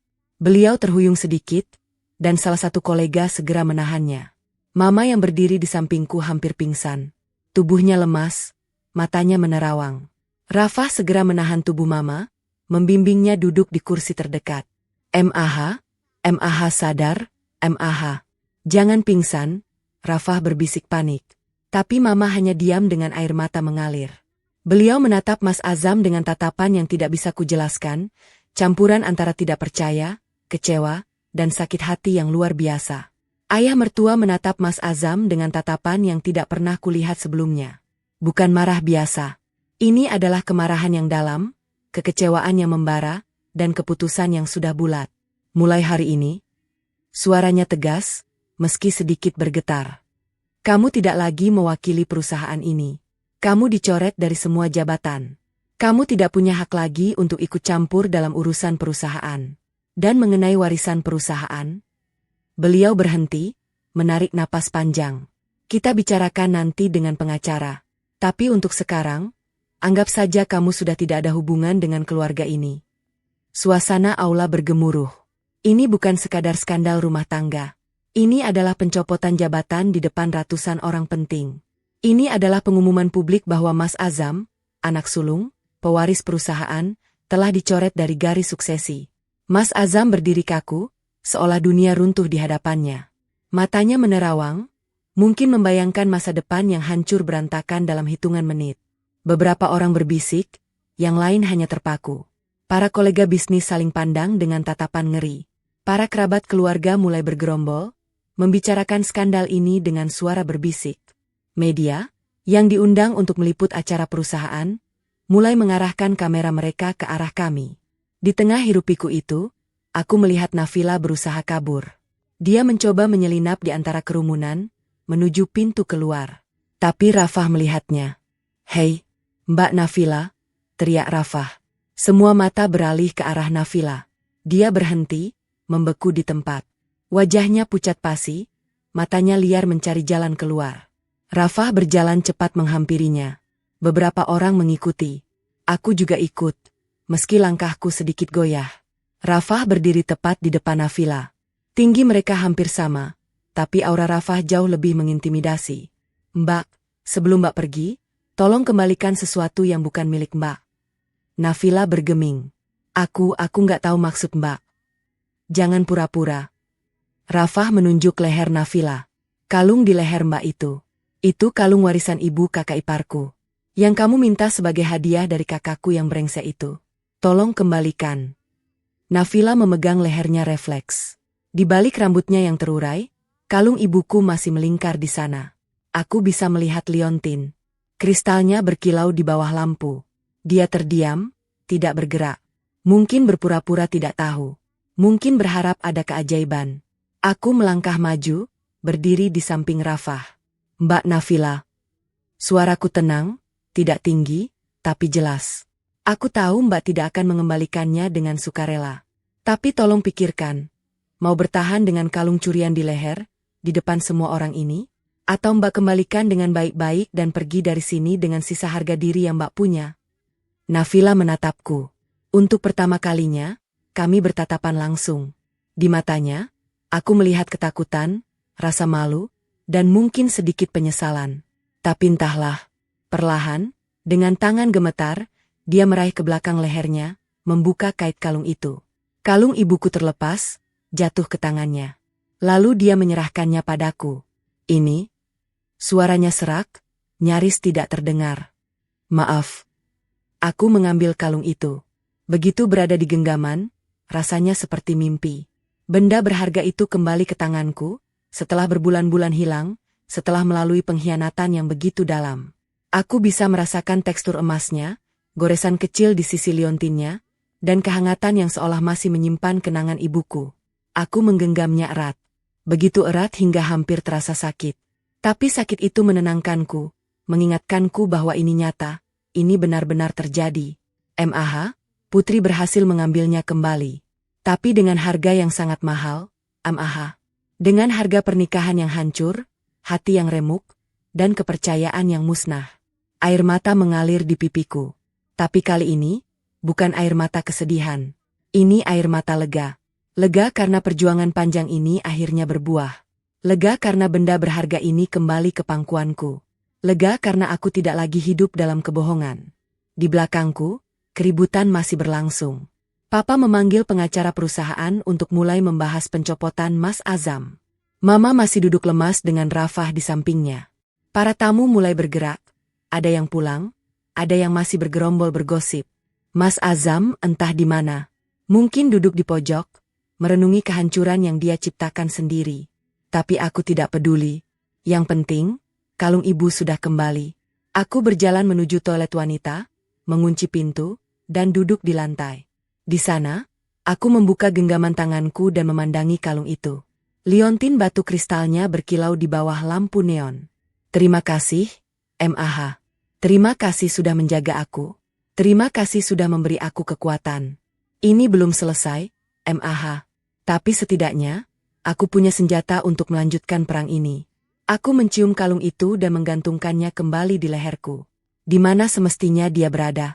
Di mana ibuku dulu selalu memakainya? Saat aku keluar dari toilet, Rafah sudah menungguku. Dia memelukku erat. Kak, kamu hebat. Aku nggak akan sekuat itu. Aku menggeleng pelan. Bukan hebat, Rafah. Aku cuma nggak punya pilihan. Rafah menggandengku. Ayo, kita temui Mama. Beliau butuh kita. Kami berjalan bersama menembus kerumunan yang masih bergemuruh. Malam ini, hidup kami semua berubah. Tapi setidaknya, aku tidak sendirian. Setelah pengumuman ayah mertua di aula hotel, suasana keluarga berubah menjadi kacau. Papa memerintahkan semua orang untuk segera pulang ke rumah keluarga. Ini harus diselesaikan secara internal, bukan di depan publik. Mama, yang masih lemas, dituntun Rafah masuk ke mobil. Aku mengikuti dengan mobil sendiri, sementara Mas Azam entah naik apa. Mungkin dia malu untuk satu mobil denganku. Sesampainya di rumah keluarga di Pondok Indah, suasana terasa berat. Rumah megah yang dulu selalu hangat itu kini terasa dingin. Semua orang berkumpul di ruang keluarga. Papa, Mama, Rafah, dan aku. Mas Azam datang beberapa menit kemudian dengan wajah kusut. Jas hitamnya sudah dilepas, kemejanya kusut, rambutnya berantakan. Begitu melihatku, dia seperti kesetanan. Matanya merah, urat di lehernya menegang. Dia langsung berjalan menghampiriku dengan langkah tegap. Putri, kamu puas sekarang? Kamu hancurin hidup aku di depan semua orang. Di depan kolega papa, di depan direktur perusahaan, di depan media. Kamu puas lihat aku jatuh? Aku menatapnya tenang. Tidak ada rasa takut. Justru yang ada adalah kelegaan karena topengnya akhirnya terlepas. Apa aku yang hancurin hidupmu, Mas? Coba pikir baik-baik. Atau kamu sendiri yang menghancurkannya dengan tanganmu sendiri? Kamu nggak ngerti apa-apa. Dia berteriak, wajahnya mendekat. Aku bisa mencium bau alkohol samar. Apa dia minum di mobil? Hubungan aku sama Nafila. Apa? Potongku cepat, tidak memberinya kesempatan untuk mengalihkan kesalahan. Apa yang harus aku mengerti? Coba jelaskan. Bahwa kamu selingkuh? Bahwa kamu jual satu-satunya peninggalan ibuku buat hadiah selingkuhanmu? Bahwa kamu pakai nama adikmu sendiri, nama Raffi, keponakanmu yang lucu itu, buat nutupin kebohonganmu? Itu yang harus aku mengerti. Itu beda. Beda apa? Untuk pertama kalinya aku berteriak sekencang itu. Suaraku memecah keheningan ruangan. Kamu bohong padaku setiap hari. Kamu hancurin kepercayaan yang sudah aku jaga selama 3 tahun. Dan yang paling parah, kamu tegas sama ibu yang sudah meninggal. Orang yang gak bisa bela diri, gak bisa minta maaf, gak bisa minta tolong. Air mataku mulai mengalir, tapi aku tidak peduli. Kamu tahu gak, setiap malam aku menangis mikirin kalung itu. Setiap kali aku buka lemari dan lihat kotak kosong, aku merasa gagal. Kamu tahu nggak, setiap kali aku ingat ibuku, aku selalu pegang foto dia pakai kalung itu. Itu satu-satunya yang aku punya dari beliau. Dan kamu, suaraku tersendat. Kamu kasih ke perempuan lain. Kamu kasih ke selingkuhanmu. Mas Azam terdiam. Mulutnya terbuka, tapi tidak ada suara yang keluar. Tangannya yang tadi menunjuk-nunjukku kini terkulai lemas. Rafah melangkah maju dan berdiri tegak di sampingku. Dia meletakkan tangan di pundakku, memberi dukungan. Kak Azam, aku gak pernah semalu ini jadi adik kamu. Suara Rafah tegas, tidak kalah keras dari teriakanku tadi. Kamu tega banget pakai nama Raffi buat nutupin perbuatan kamu. Raffi itu keponakan kamu sendiri. Dia manggil kamu, Om Azam, dengan sayang. Dia suka digendong kamu kalau ketemu. Dan kamu pakai nama dia buat kebohongan? Buat nutupin selingkuh. Rafah, kamu harusnya di pihak. Di pihak mana? Rafah memotong dengan sengit. Pihak pembohong? Pihak pezina? Enggak, Kak. Sekarang aku di pihak kakak iparku. Karena dia yang benar di sini. Dia yang dirugikan. Dia yang dikhianati. Kalau kamu harap aku akan membelamu, kamu salah besar. Mas Azam menatap adiknya dengan tidak percaya. Mungkin selama ini dia mengira Rafah akan selalu ada untuknya. Mama yang sejak tadi hanya diam di kursi, akhirnya angkat bicara. Suaranya lirih, nyaris seperti bisikan, tapi penuh dengan beban. Azam, nak. Beliau mengangkat wajah yang basah oleh air mata. Mama didik kamu jadi anak soleh. Sejak kecil mama ajarin salat, mama ajarin ngaji, mama ajarin hormat sama orang tua dan sayang sama keluarga. Mama selalu bangga sama kamu. Laki-laki tampan, pintar, sukses, istri cantik dan solehah. Tapi ini, suaranya pecah. Ini perbuatan apa, nah? Mama malu. Mama malu sama keluarga Putri. Mama malu sama tetangga. Mama malu sama Allah. Air mata mama jatuh membasahi pipinya yang mulai keriput. Melihat itu, hatiku hancur. Mama tidak pantas mengalami ini. Beliau wanita salehah yang selalu berbuat baik pada semua orang. Mas Azam menunduk. Untuk pertama kalinya, dia tidak berani menatap ibunya. Bahunya turun naik, mungkin menahan tangis. Ayah mertua yang dari tadi duduk diam dengan raut wajah keras, akhirnya bersuara. Beliau memandangku dengan tatapan yang berbeda, bukan marah, tapi penuh penyesalan. Putri, nak, Bapak minta maaf. Suaranya berat. Bapak gagal mendidik anak Bapak. Bapak terlalu sibuk dengan perusahaan, terlalu percaya dia bisa jadi pemimpin yang baik. Bapak nggak tahu kalau di dalam rumah tangganya sendiri, dia malah jadi pengkhianat. Aku menggeleng pelan. Bukan salah Bapak. Aku menunjuk ke arah Mas Azam yang masih tertunduk. Yang salah ada di sana. Dia yang memilih jalan ini. Dia yang memutuskan untuk selingkuh. Dia yang memutuskan untuk berbohong. Bapak nggak perlu minta maaf. Malam itu semakin larut. Setelah semua kata terucap, aku memutuskan untuk pulang. Rafah menawarkan diri mengantarku, tapi aku menolak. Aku butuh waktu sendiri. Aku pulang ke rumah kami, rumah yang dulu penuh cinta, penuh tawa, penuh mimpi. Sekarang rumah itu terasa asing. Setiap sudutnya mengingatkanku pada kebohongan. Dapur tempat aku memasak sarapan untuknya. Ruang TV tempat kami bercanda. Kamar tidur tempat dia berbaring di sampingku sementara pikirannya bersama perempuan lain. Mas Azam memilih tidur di ruang tamu. Mungkin dia malu, atau mungkin dia tahu aku tidak akan mau satu kamar dengannya. Tidak ada lagi kata-kata di antara kami. Hanya keheningan yang berat, sesak, dan menyakitkan. Aku duduk di tepi tempat tidur, memandangi kalung ibu yang kini kembali melingkar di leherku. Goresan kecil di liontin itu mengingatkanku pada perjalanan panjang. Dari ibu, ke ayah, ke aku, lalu hilang, dan kini kembali. Tapi aku sudah mengambil keputusan. Besok pagi, aku akan menemui pengacara. Bukan untuk balas dendam, bukan untuk memperpanjang drama.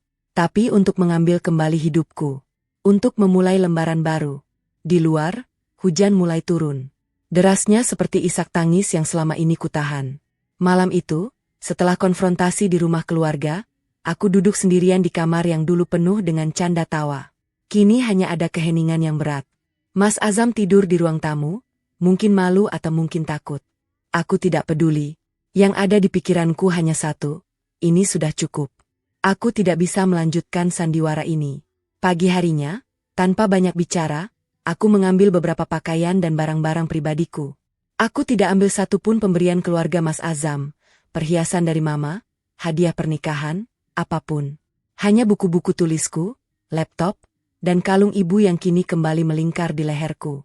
Mas Azam bangun saat aku menenteng koper menuju pintu. Put, kamu mau kemana?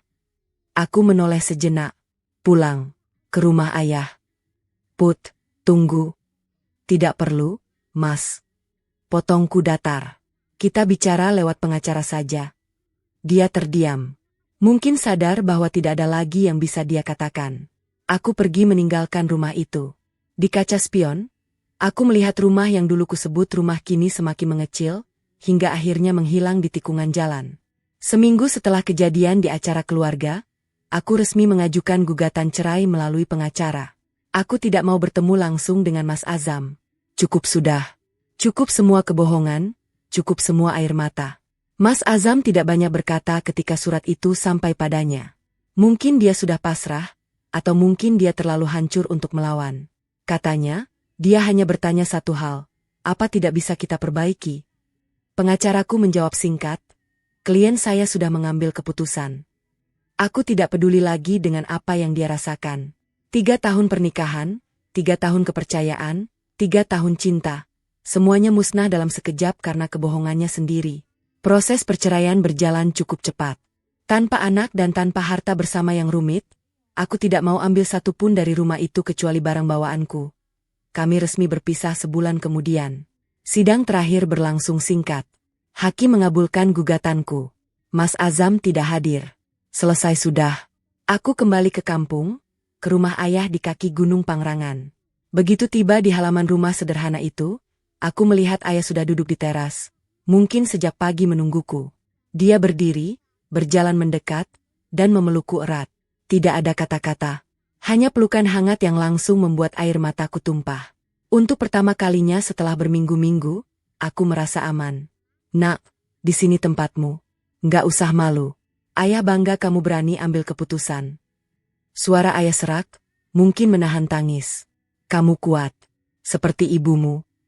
Aku menangis di pelukan ayah, melepaskan semua beban yang selama ini kupendam. Hari-hari pertama di kampung terasa berat. Aku sering terbangun malam hari, memegangi kalung ibu, dan bertanya-tanya apakah semua ini mimpi. Tapi lamat-lamat, kebiasaan lama mulai kembali. Aku bangun pagi, membantu ayah di kebun teh, memasak untuk kami berdua, dan duduk di teras menikmati udara sejuk. Kampung menyembuhkanku perlahan. Rafah dan Mama beberapa kali datang menjenguk. Awalnya aku kaget, tapi mereka bersikeras ingin bertemu. Mama datang dengan mobil bersama Rafah, membawa oleh-oleh dari Jakarta. Put, Mama kangen banget sama kamu, ucap Mama begitu turun dari mobil. Beliau langsung memelukku erat, menangis di pundakku. Maafin Mama, Nak. Maafin keluarga Mama. Aku mengelus punggungnya. Mama nggak salah apa-apa. Hubungan kami tetap baik. Mereka tidak pernah menyalahkanku. Justru mereka merasa bersalah atas apa yang dilakukan Mas Azam. Mama bercerita bahwa Mas Azam sekarang jarang pulang ke rumah orang tua. Malu mungkin. Atau sibuk dengan urusannya sendiri. Put, Mama anggap kamu tetap anak Mama. Kalau butuh apa-apa, jangan sungkan. Ucap Mama suatu sore sambil menangis, sebelum pulang ke Jakarta. Aku hanya bisa memeluknya. Terima kasih, Amaha. Putri juga selalu doakan Mama. Hidup terus berjalan. Aku kembali menulis dengan semangat baru. Awalnya hanya untuk mengisi waktu, tapi semakin lama semakin serius. Semua luka, kemarahan, dan kekecewaanku tuang dalam novel.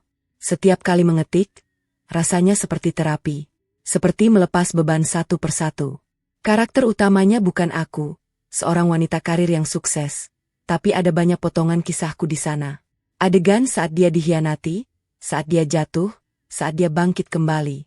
Semua kusamarkan, tapi tetap terasa nyata. Mungkin itu yang membuat novel itu terasa hidup. 6 bulan setelah perceraian, novelku terbit. Judulnya, Warisan yang Kembali. Aku menyamarkan semua nama dan tempat, kota besar berubah menjadi metropolis, perusahaan otomotif menjadi firma hukum, dan tokoh suaminya kusamarkan total. Tapi inti ceritanya tetap sama, seorang istri yang dikhianati suaminya, kehilangan warisan ibunya, dan berjuang mendapatkan kembali harga dirinya. Tanpa disangka, novel itu menjadi bestseller nasional. Dalam minggu pertama, cetakan pertama habis terjual. Penerbit mencetak ulang, dan lagi-lagi habis. Toko buku kehabisan stok. Aku menerima puluhan pesan dari pembaca setiap harinya. Mbak, novelnya bikin saya nangis. Saya juga pernah mengalami hal yang sama. Terima kasih sudah menulis cerita ini.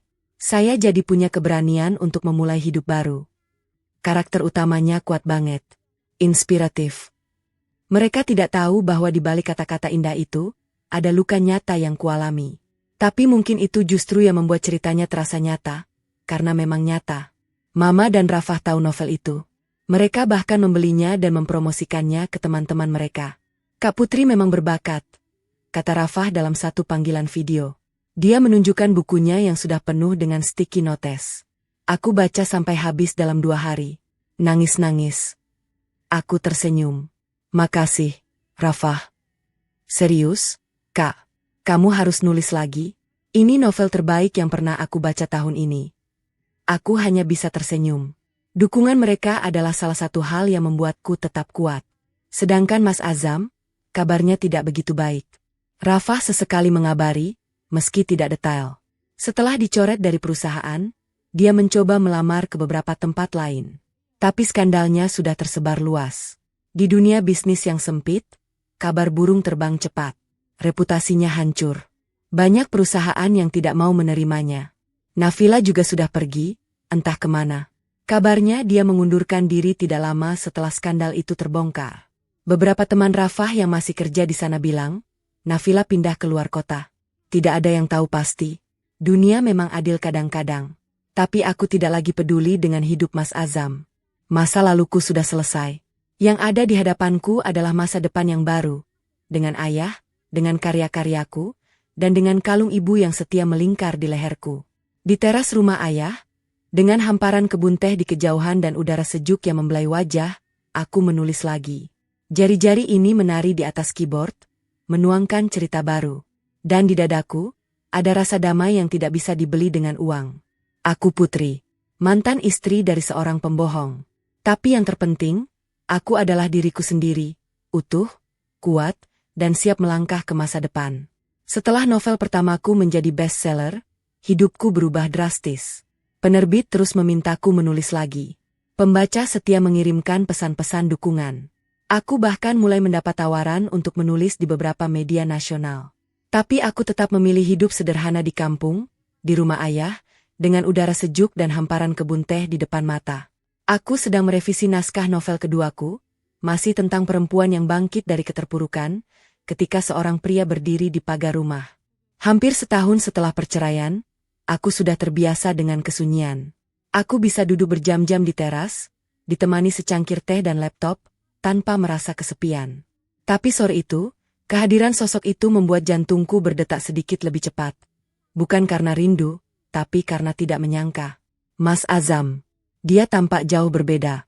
Tubuhnya kurus, kemejanya kusut dan tidak disetrika, celananya longgar di pinggang. Wajahnya yang dulu selalu segar kini pucat dengan lingkaran hitam di bawah mata. Rambutnya mulai tipis di beberapa bagian. Tak ada lagi pesona pria tampan yang dulu membuatku jatuh cinta di perpustakaan kampus. Putri, panggilnya pelan, suaranya serak. Aku meletakkan buku catatanku, berjalan mendekati pagar. Tidak ada rasa takut atau marah. Hanya rasa asing memandang orang yang dulu sangat kukenal. Ada perlu apa? Tanyaku datar. Dia menunduk, menatap tanah beberapa saat sebelum akhirnya mengangkat wajah. Aku cuma mau minta maaf. Langsung. Tatap muka. Bukan lewat telepon atau pesan. Aku diam, menunggunya bicara lebih lanjut. Angin sore berhembus pelan, membawa aroma teh dari kebun ayah. Aku tahu kata maaf gak akan mengubah apa-apa. Gak akan mengembalikan kepercayaan yang sudah aku hancurkan. Tapi aku harus bilang. Dia menarik napas panjang. Aku hancurin hidup kita karena kebodohanku sendiri. Aku kehilangan istri yang baik, keluarga yang percaya padaku, dan harga diriku sendiri. Semuanya karena aku gak bisa menjaga mata dan hati. Aku menatapnya lekat-lekat. Aku gak butuh maafmu, Mas, jawabku tenang. Sungguh, tidak ada getaran di hatiku. Aku sudah ikhlas. Hidupku baik-baik saja sekarang, lebih baik dari sebelumnya. Dia mengangguk pelan. Matanya menerawang sebentar, lalu kembali menatapku. Aku baca novelmu. Warisan yang kembali. Semua orang bilang itu bagus. Aku beli diam-diam, baca diam-diam. Aku tahu itu tentang kita. Tentang aku, koreksiku tegas. Bukan tentang kita. Karena kita sudah tidak ada. Tidak pernah ada, setelah semua kebohongan itu. Mas Azam tertunduk lama. Bahunya turun naik, mungkin menahan sesuatu. Lalu dia berkata lirih, hampir seperti berbisik. Kalau waktu bisa diulang. Aku juga pernah berpikir begitu, potongku cepat. Malam-malam setelah tahu semuanya, aku sering bermimpi andai waktu bisa diputar. Andai aku tidak pernah menyerahkan kalung itu. Andai aku lebih curiga. Tapi waktu nggak bisa diulang, Mas. Yang bisa kita lakukan cuma belajar dari kesalahan dan move on. Aku sudah melakukannya. Kamu? Dia tidak menjawab. Hanya diam dengan tatapan kosong. Aku menghela napas. Tidak ada lagi kemarahan di hatiku. Yang ada hanya keinginan untuk mengakhiri semuanya dengan damai. Semoga kamu bisa memperbaiki hidupmu, Mas. Sungguh. Bukan untuk aku, tapi untuk dirimu sendiri. Tapi untuk kita, biarkan yang lalu berlalu. Jangan datang lagi ke sini. Ini rumahku, kampung halamanku, tempatku menemukan kembali diriku sendiri. Hargai itu. Mas Azam menatapku lama. Matanya berkaca-kaca, tapi tidak ada setetes pun air mata yang jatuh. Mungkin dia sudah menangis sebelumnya. Mungkin air matanya sudah habis. Dia mengangguk pelan, lalu berbalik dan pergi. Aku memerhatikannya berjalan menjauh. Tubuh kurus itu melangkah gontai menuju mobil tua yang terparkir di kejauhan. Bukan mobil mewah yang dulu dia kendarai. Hidupnya benar-benar berubah. Aku memandangnya hingga sosok itu menghilang di ujung jalan berliku. Lalu aku kembali ke teras, duduk di kursi kayu kesayanganku. Kembali aku duduk di teras. Angin sore membawa aroma teh dari kebun ayang, bercampur dengan suara burung-burung yang mulai kembali ke sarang. Di tanganku, kalung ibu melingkar hangat. Setia menemani seperti setahun terakhir ini. Kali ini aku tersenyum. Bukan senyum getir, tapi senyum tulus. Kini aku tahu, tidak ada yang benar-benar hilang selama kita punya keberanian untuk bangkit kembali. Luka mungkin meninggalkan bekas, tapi bekas itu tidak harus menjadi penghalang. Bisa jadi justru menjadi pengingat betapa kuatnya kita bertahan. Hidupku indah dengan caraku sendiri. Aku terus menulis, berkarya, dan menikmati setiap detik yang Tuhan beri. Pagi-pagi aku membantu ayah di kebun teh. Bukan bekerja sungguhan, hanya sekedar menemani dan menikmati pemandangan. Siang aku menulis di teras, ditemani secangkir teh hangat. Sore aku membaca atau sekadar berjalan-jalan di pematang sawah. Kadang Rafah dan Mama datang berkunjung. Mereka selalu membawa oleh-oleh dari Jakarta dan kabar terbaru. Rafah cerita bahwa Mas Azam sekarang kerja di perusahaan kecil, jauh dari kemewahan dulu. Tapi setidaknya, katanya, dia mulai berubah.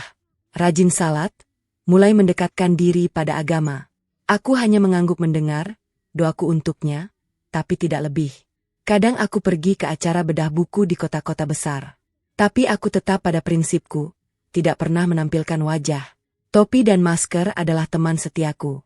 Pembacaku cukup mengenalku dari kata-kata, bukan dari rupa. Itu sudah lebih dari cukup. Setahun kemudian, novel keduaku terbit. Judulnya, Matahari Setelah Hujan. Lagi-lagi tentang perempuan yang bangkit, kali ini lebih kuat, lebih berani. Lagi-lagi bestseller. Lagi-lagi banyak yang terinspirasi. Tapi yang paling membahagiakan adalah ketika seorang ibu parubaya mendatangiku di acara temu pembaca di sebuah toko buku di Bandung. Aku memakai topi dan masker, seperti biasa. Ibu itu mendekat dengan mata berkaca-kaca. "Mbak, saya mau berterima kasih." Suaranya bergetar. Saya juga pernah mengalami hal yang sama. Saya dikhianati suami, ditinggal dengan 2 anak. Saya hampir putus asa. Tapi setelah baca buku Mbak, terutama Warisan yang Kembali, saya jadi berani memulai hidup baru. Saya buka usaha kecil-kecilan, dan sekarang alhamdulillah berkembang. Terima kasih, Mbak. Terima kasih sudah menulis. Saya memeluk ibu itu. Di balik masker, saya menangis.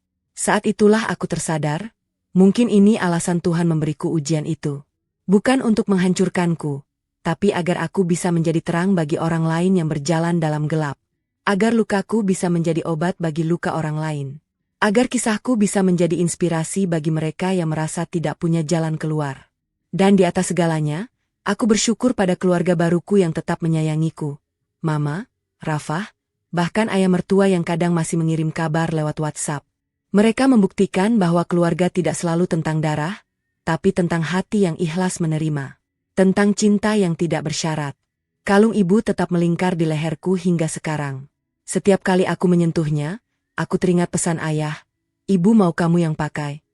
Kini aku memakainya dengan bangga, bukan hanya sebagai perhiasan, tapi sebagai pengingat bahwa dari luka yang dalam, bisa tumbuh kekuatan yang luar biasa. Namaku Putri, mantan istri dari pria yang pernah mengkhianatiku. Tapi yang terpenting, aku adalah diriku sendiri, utuh dan berharga, persis seperti warisan ibu yang tak ternilai harganya. Di kejauhan, matahari mulai tenggelam di balik perbukitan teh. Langit berwarna jingga keemasan, cantik seperti lukisan. Aku tersenyum, membuka laptop, dan mulai menulis lagi. Karena cerita ini belum berakhir. Masih ada banyak kisah yang harus kutulis. Masih ada banyak perempuan di luar sana yang butuh inspirasi. Dan aku akan terus menulis untuk mereka. Untuk kita semua yang pernah jatuh dan berani bangkit kembali.